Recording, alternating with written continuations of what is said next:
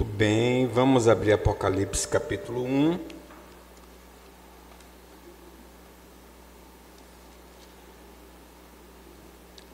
Vamos ler esse capítulo 1 de Apocalipse.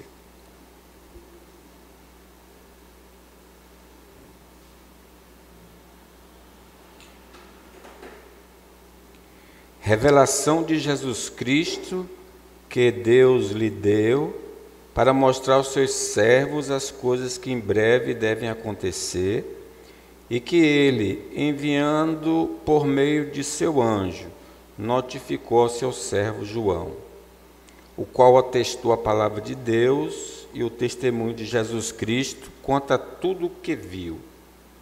Bem-aventurado aquele que lê e aquele que ouve as palavras da profecia e guardam as coisas nela escritas, pois o tempo está próximo.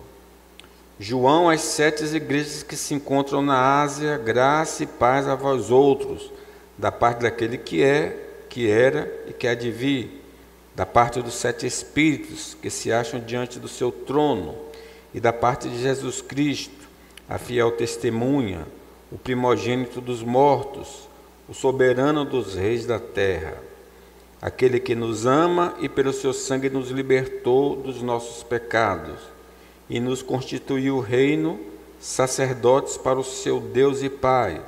A ele glória e o domínio pelos séculos dos séculos. Amém. Eis que vem com as nuvens, e todo olho o verá, até quanto o transpassaram, e todas as tribos da terra se lamentarão sobre ele, certamente. Amém. Eu sou o Alfa e o Ômega, diz o Senhor, Deus, aquele que é, que era e que há de vir, o Todo-Poderoso. Eu, João, irmão vosso e companheiro na tribulação, no reino e na perseverança, em Jesus Cristo achei-me na ilha de Pátimos, por causa da palavra de Deus e do testemunho de Jesus. Achei-me em espírito no dia do Senhor, e ouvi por detrás de mim grande voz como de trombeta, dizendo: o que vês escreve em livro, e manda às 7 igrejas, Éfeso, Esmirna, Pérgamo, Tiatira, Sardes, Filadélfia e Laodiceia. Voltei-me para ver quem falava comigo, e voltando vi 7 candeeiros de ouro, e no meio do candeeiro um semelhante ao filho de homem, com vestes talares e cingido à altura do peito com uma cinta de ouro. A sua cabeça e cabelos eram brancos como a lã, como a neve, os olhos como chama de fogo, os pés semelhante ao bronze polido, como que refinado numa fornalha, a voz como voz de muitas águas. Tinha na mão direita as 7 estrelas, e da boca saía-lhe uma afiada espada de 2 gumes. O seu rosto brilhava como um sol na sua força. Quando o vi, caí a seus pés como morto. Porém ele pôs sobre mim a mão direita, dizendo: não temas, eu sou o primeiro e o último, e aquele que vive. Estive morto, mas eis que estou vivo pelos séculos dos séculos, e tenho as chaves da morte e do inferno. Escreve, pois, as coisas que viste, e as que são, e as que hão de acontecer depois destas, quanto ao mistério das estrelas que viste na minha mão direita, e os 7 candeeiros de ouro. As 7 estrelas são os anjos das 7 igrejas, e os 7 candeeiros são as 7 igrejas. Amém. Vamos orar? Soberano Deus, ajude-nos a entender a revelação que o Senhor deu para nós. Fala ao teu povo, ó Deus, não só por esta mensagem, mas aonde está sendo expondo a verdadeira exposição da palavra, que o Senhor fale ao teu povo e aos ouvintes da tua palavra. Nós pedimos no nome de Jesus. Amém. Meus irmãos, esse livro é um livro que a gente pode dizer informações privilegiadas. Deus fez conhecer a sua igreja algo que é secreto. O fim da história, como a história vai terminar. Quem assistia a novela sabe que antigamente ia naquelas revistas de fofoca para saber o capítulo anterior, posterior, para saber o que ia acontecer, a curiosidade, né? Pois bem, aqui é uma revelação onde diz que Deus, o Pai, deu a Jesus para dar a nós. Então a sequência é: o Pai deu a Jesus, Jesus deu ao anjo, o anjo deu a João e João deu a nós, o seu povo. Então o Pai quer que a gente saiba do capítulo final, como vai terminar a história, né? Então o Apocalipse é isso, é para dizer a mim e a você qual será o fim, qual será a nossa situação e do mundo, né? A revelação do capítulo final da história é um ato de Deus. Diz aí que Deus lhe deu para mostrar a seus servos as coisas que em breve devem acontecer. Não foi a igreja que exigiu o decreto, não. Deus resolveu mostrar isso para nós. Então veja como é importante ler o Apocalipse, porque ele quer que a gente saiba o que vai acontecer. A revelação do capítulo final da história deve ser comunicada aos santos. Diz que ele deu para mostrar aos seus servos as coisas que em breve devem acontecer. Então todo crente precisa ser comunicado, precisa ser lido para ele essa profecia. A revelação do capítulo final da história segue o relógio divino, diz as coisas que em breve devem acontecer. Talvez a gente diga assim: poxa, mas já se passaram anos, séculos, mas lembre que um dia do Senhor é como 1000 anos, e 1000 anos como um dia. Não retarda o Senhor a sua promessa, como alguns julgam demorada. Diz as coisas que em breve devem acontecer. Então marca aquele período da vinda do Senhor até o retorno do Senhor, esse breve tempo. Deus pode revelar o futuro porque ele determina os acontecimentos. É interessante, porque ele sabe do futuro, porque ele mesmo já planejou tudo e determinou tudo. Daniel, quando é desafiado a saber do sonho de Nabucodonosor, a ele é revelado o sonho, ele diz: seja bendito o nome de Deus, de eternidade a eternidade, porque dele é a sabedoria e o poder. É ele quem muda o tempo e as estações, remove reis, estabelece reis. Então essa história do que está acontecendo está escrito já, Deus já escreveu no seu livro e não pode ser alterado. Então é por isso que ele nos faz saber o que vai acontecer, porque ele mesmo já determinou o que vai acontecer. Somente os servos de Deus vão usufruir da informação privilegiada. Ele diz que deu para Jesus dar a nós. Essa informação do fim é semelhante àquela informação que os anjos deram a Ló. Lembram? Os anjos chegaram a Ló e disseram: olha, o Senhor vai destruir isso aqui. E Ló acatou e aceitou. E o anjo disse assim: tem alguém mais dos teus genros e teus filhos e tuas filhas, todos quando tem na cidade, faz-os sair deste lugar, pois vamos destruir este lugar, porque o seu clamor se tem aumentado, chegando até a presença do Senhor, e o Senhor nos enviou a destruí-lo. Então saiu Ló e falou aos seus genros, aos que estavam para casar com suas filhas, e disse: levantai-vos, saí deste lugar, porque o Senhor há de destruir a cidade. Acharam, porém, que ele gracejava com eles. Então, para o crente será uma revelação preciosa, mas para o descrente vai ouvir e vai dizer besteira, bobagem, isso nunca vai acontecer. Então, o benefício é para o servo do Senhor. Não nos foi revelado data, mas eventos que sinalizam o fim desta era. Então, aqui você não vai encontrar o dia e a hora. O próprio Jesus disse: nesse dia e hora ninguém sabe, nem os anjos, nem o Filho, somente o Pai. Mas ele nos dá indicativos de que as coisas estão no fim, né? Aprendei, pois, a parábola da figueira.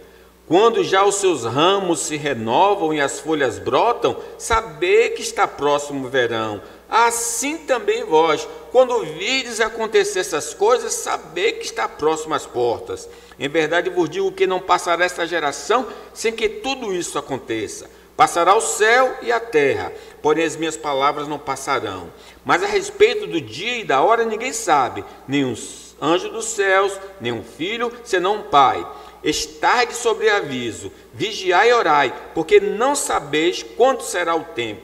É como um homem que, ausentando-se do país, deixa a sua casa, dá autoridade a seus servos, cada um a sua obrigação, e ao porteiro ordena que vigie. Vigiai, pois, porque não sabeis quando virá o dono da casa, se à tarde, se à meia-noite, se ao cantar do galo, se pela manhã, para que, vindo ele inesperadamente, não vos ache dormindo. O que porém vos digo a todos, vigiai. Então a gente não consegue ver tudo o que está acontecendo, não pega toda a notícia, mas tudo está acontecendo conforme o propósito de Deus. A Igreja de Cristo, que examina e observa as informações privilegiadas, é feliz e aprovada por Deus. Versículo 3 diz: bem-aventurado, isto é, feliz, aqueles que leem e aqueles que ouvem as palavras da profecia e guardam as coisas nelas escritas, porque o tempo está próximo. Não havia Bíblia como nos nossos dias, então, e poucas pessoas também sabiam ler. Eram pergaminhos, rolos. Então, tinha alguém que tinha o privilégio de ler para toda a congregação. Então, bem-aventurado o que lê e o que ouve. Mas não basta só ler nem ouvir, e guarda as coisas nela escrita. Então veja, o Senhor quer que a gente leia o Apocalipse, porque é um benefício, vai trazer um benefício para nós. A felicidade prometida só vem sobre aquele servo que se dispõe a examinar a revelação de Jesus Cristo. Se eu não ler, eu não vou ser bem-aventurado, eu não serei feliz.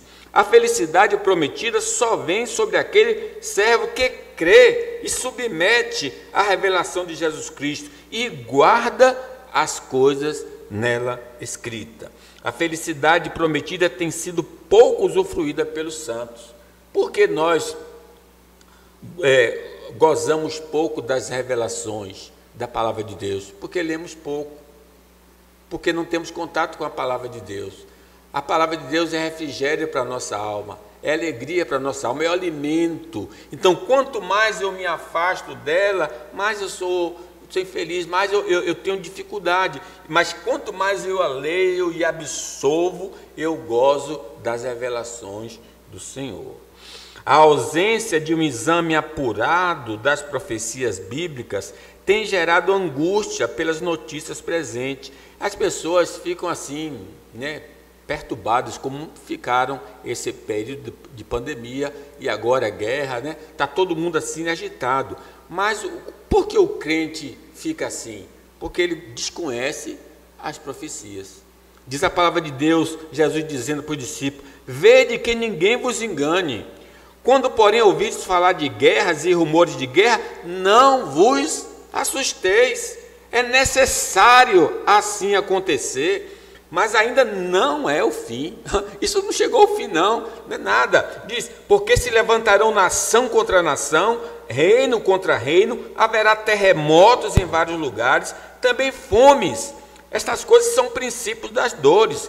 Estais vós de sobreaviso, porque vos entregarão aos tribunais e às sinagogas, sereis açoitados e vos farão comparecer à presença de governadores e reis por minha causa, para lhes servir de testemunho. Mas é necessário que primeiro o evangelho seja pregado a todas as nações. Pois quando vos levarem e vos entregarem, não vos preocupeis com o que haveis de dizer. Vejam, ele diz tudo. Então, se eu estou sendo perseguido, se está tendo fome, se está tendo guerra, eu não devo me abalar, porque isso tudo já foi revelado para mim. Deus falou no pé do ouvido para mim que isso vai acontecer. Então, essa nossa perturbação se dá pelo desconhecimento da profecia. O exame regular das Escrituras vai restaurar a visão correta da história e gerar felicidade do crente. Antes do seu prazer, está na lei do Senhor, e na sua lei medita de dia e de noite. Acatar as orientações da informação privilegiada é imprescindível para a felicidade. Isto é, não basta só ler, tem de observar. né? Aquele que ouve a minha palavra e pratica é semelhante ao homem que edificou a sua casa na rocha. Veio o vento, a chuva, os rios, bateram contra aquela casa e ela não caiu, porque estava firmada na rocha. Então as notícias todas chegam, não vai me derrubar, eu já sei que isso, Deus já me informou. A igreja de Cristo foi relembrada através dessas informações privilegiadas da grandeza do Senhor. Porque nos dias dele, parece que Cristo era muito insignificante. E parece que para nós hoje, Cristo é insignificante. Parece. Mas o que diz o versículo 4? João, às 7 igrejas que se encontram na Ásia. Graça e paz a vós outros, da parte daquele que é, que era e que há de vir. Falando do Pai. Da parte dos 7 Espíritos que se acham diante do seu trono. O Espírito Santo e Jesus, e da parte de Jesus, e aí diz 3 coisas sobre Jesus: a fiel testemunha, o primogênito dos mortos e o soberano dos reis da terra. Ele é a testemunha fiel. Lembre que ele foi fiel até a morte e morte de cruz. Para uma igreja que está sofrendo, ele diz: olha, Jesus não arredou o testemunho dele, ele pagou com a vida. Os crentes devem ser encorajados a um testemunho consistente e sacrificial. É isso que está acontecendo na perseguição àquela igreja dos dias apostólicos, e talvez alguém está querendo abrir mão, desistir. Diz: não, lembre do seu Senhor, que não retrocedeu, que pagou o preço, que derramou sua vida, que continuou testemunhando até o fim. Diziam a todos: se alguém quer vir após mim, a si mesmo se negue, dia a dia tome a sua cruz e siga-me, pois quem quiser salvar a sua vida, perdê-la-á. Quem perder a vida por minha causa, esse a salvará. Então, a fiel testemunha nos convida a estar prontos até para morrer pelo nome de Jesus. Os crentes que morreram antes do retorno de Cristo vão ser ressuscitados, porque diz que ele é fiel testemunha, o primogênito dos mortos, isto é aquele que ressuscitou para não mais morrer. Ele foi o primeiro. Então, mesmo que alguém tire a nossa vida por causa do nosso testemunho, o Filho vai nos fazer levantar da sepultura e viver para sempre.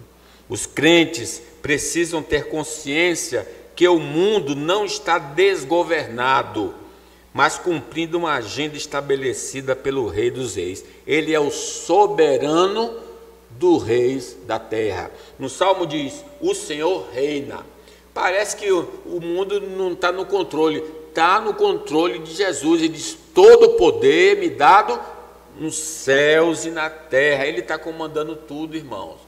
Todas as autoridades estão debaixo dos pés do Senhor Jesus. A Ele toda a glória e todo o louvor. A Igreja de Cristo é lembrada através das informações privilegiadas dos benefícios de estar em Cristo. Eu sei que a gente pensa sempre em dinheiro, em saúde.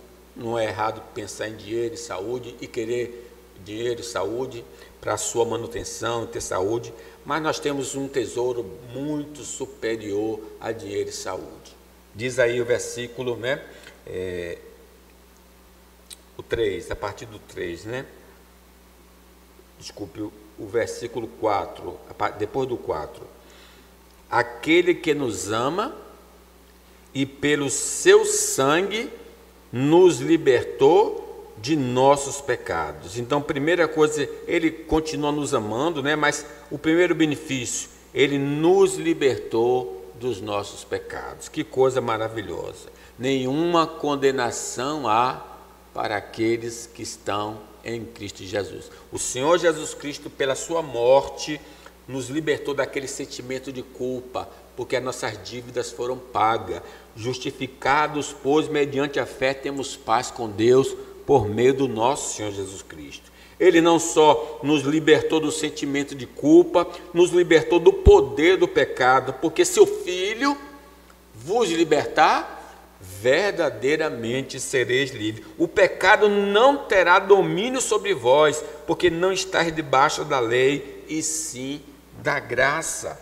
Cristo nos livrará da presença do pecado, lá no estado de glória. Então, o primeiro benefício que ele nos lembra aqui é que nós somos libertos do pecado pelo sangue de Jesus. Louvado seja o nome do Senhor. E é nos dito aqui que nós somos qualificados para interceder pelo reino de Deus e pelo mundo, porque ele nos constituiu reino e sacerdote. O sacerdote tinha finalidade de intercessão. Nós somos intercessores da igreja, intercessores do mundo. Nós somos cooperadores com Cristo. Ele é o sumo sacerdote e nós somos o povo, a raça eleita, sacerdócio real, nação santa, povo de propriedade exclusiva de Deus, a fim de proclamardes a virtude daquele que vos chamou das trevas para a sua maravilhosa luz. A igreja de Cristo é lembrada da volta gloriosa de Cristo e da tristeza dos seus inimigos. Observe, versículo 7, eis que vem com as nuvens, e todo olho verá, até quanto transpassaram, e todas as tribos da terra se lamentarão sobre ele. Certamente, amém. Eu sou o Alfa e o Ômega, diz o Senhor Deus, aquele que é, que era e que há de vir, o Todo-Poderoso. Na sua primeira vinda foi tímida, foi sem luz, sem brilho. É verdade, apareceram alguns anjos, mas alguns pastores para dizer, olha, nasceu. Mas quando ele retornar, ele vem com toda a glória, todo o poder. Mas naquele dia, após a referida tribulação, o sol escurecerá, a lua não dará sua claridade, as estrelas cairão no firmamento, os poderes do céu serão abalados, e então verão o Filho do Homem vir nas nuvens com grande poder e grande glória. Ele vem com os santos anjos, ele vem com os crentes desencarnados, ele vem com grande glória, e todo olho, diz aí, todo olho verá. Antes foram alguns, agora todos verão o Senhor, inclusive até aqueles que transpassaram, né? Que foram responsáveis pela sua morte. E todas as tribos da terra se lamentarão. Vai ser um dia glorioso para nós, que recebemos a Jesus como Senhor e Salvador, e seremos: vinde benditos do meu Pai, recebi por herança o que está reservado para vós. Porém, os que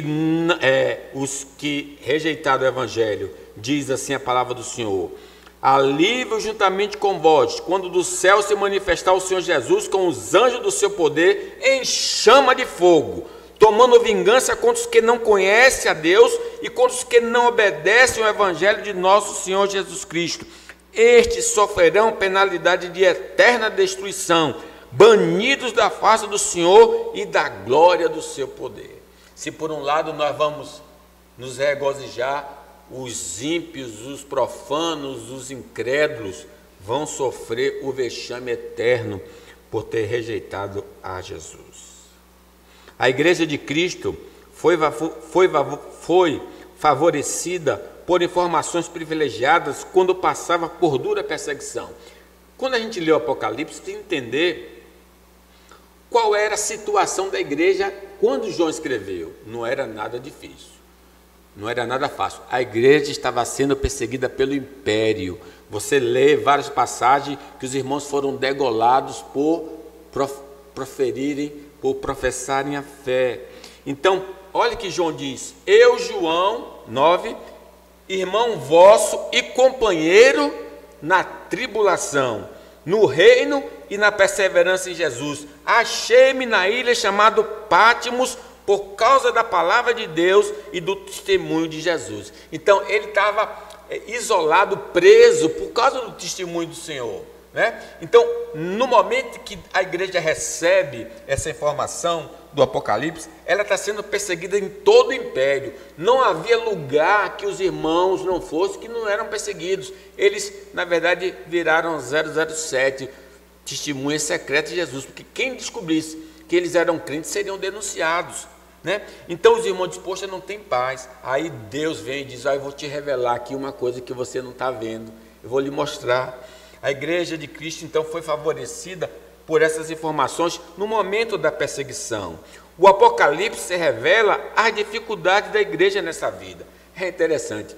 O Deus que vai falar para a igreja disse: olha, eu quero dizer uma coisa para vocês. Vocês vão passar dificuldade mais ainda. E lá na igreja de Esmina, tereis tribulação de 10 dias. Ser fiel até a morte, dar-te a coroa da vida. No capítulo 13 diz, olha, diz que a besta que se levantou, o falso, a besta, né? Foi dado também que pelejasse contra os santos e os vencesse. Deu-lhes ainda autoridade sobre cada tribo, povo, língua e nação. Adorá-la-ão todos que habitam sobre a terra, aqueles cujos nomes não foram escritos no livro da vida do Cordeiro, que foi morto desde a fundação do mundo. Se alguém tem ouvidos, ouça. Se alguém leva para o cativeiro vai. Se alguém mata a espada, é necessário que seja morto a espada. Aqui está a perseverança e a fidelidade dos santos. Então, meus irmãos, ele vai, se ler o Apocalipse e diz, olha, vai ter dificuldade sim, no mundo tereis aflições. O Apocalipse revela que a igreja vai ser recompensada, vai ter um prêmio para quem for fiel até a morte, vai receber a coroa da vida. Um dos anciãos tomou a palavra dizendo, estes que se vestem de vestiduras brancas, quem são e de onde vieram? Respondi-lhe, meu senhor, tu sabes. Ele então me disse, são estes que vêm da grande tribulação, lavaram suas vestiduras e alvejaram no sangue do Cordeiro, razão porque se acham diante do trono de Deus, e o serve de dia e de noite no seu santuário, e aquele que se assenta no trono estenderá sobre eles o seu tabernáculo. Jamais terão fome, nunca mais terão sede, não cairá sobre eles o sol, nem ardor algum, pois o Cordeiro que se encontra no meio do trono os apacentará e os guiará para as fontes da água da vida, e Deus lhe enxugará dos olhos toda lágrima. Há uma recompensa, quem aguentar um pouquinho, a dor, o gemer, vai ser compensado pelo Senhor. Sempre nas cartas as igrejas dizem, mas o vencedor, o vencedor, o vencedor, o vencedor. O Apocalipse revela que os inimigos todos serão destruídos, não vão durar nenhum. O diabo, o sedutor deles, foi lançado para dentro do lago de fogo e enxofre, onde já se encontram não só a besta, como também um falso profeta, e serão atormentados de dia e de noite pelos séculos dos séculos. Amém. Nenhum inimigo do Senhor vai ficar de pé, todos cairão, todos serão destruídos. O Apocalipse revela o gozo eterno dos remidos pelo Senhor. Os crentes não encontravam paz no império. Aí 21 diz assim, eu vi um novo céu e uma nova terra, onde o primeiro céu, a primeira terra passaram e o mar já não existe mais. É a nossa terra, é o nosso lar, o novo céu, a nova terra que Deus tem preparado para nós. A igreja de Cristo foi agraciada com informações privilegiadas do Cristo exaltado. Diz que, versículo 12, voltei-me para ver quem falava comigo. Ele está ouvindo só a voz, mas não está vendo quem. E voltando, vi 7 candeeiros de ouro, que representam as igrejas e os anjos, né? E no meio dos candeeiros, um semelhante ao Filho do Homem, com vestes talares e cingido à altura de peito com a cinta de ouro. A sua cabeça e cabelos eram brancos como a alva lã, como neve, os olhos como chama de fogo, os pés semelhante ao bronze polido, como que refinado numa fornalha, a voz como voz de muitas águas. Tinha na mão direita 7 estrelas, aqui os anjos, ou os mensageiros, e da boca saía uma afiada espada de 2 gumes. O seu rosto brilhava como um sol na sua força. O que é isso?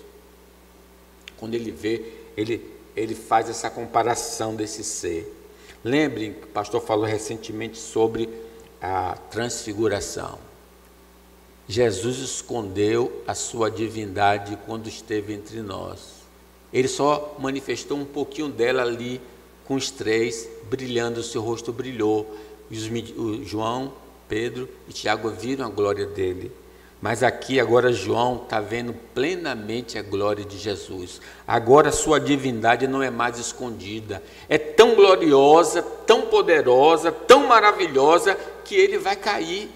Ele vai cair como morto. Lembre que quando lá na transfiguração, ele vê Jesus brilhando e os outros, mas ele não cai. Eles caem porque uma nuvem apareceu e uma voz disse: esse é meu filho amado. Eles caem por causa da voz. E Jesus então toca nele e levanta. Mas agora João vai cair, porque é impossível ficar de pé diante daquele que é o Todo-Poderoso. O próprio apóstolo chega a cair. O Cristo exaltado, ele mostra então um Cristo exaltado.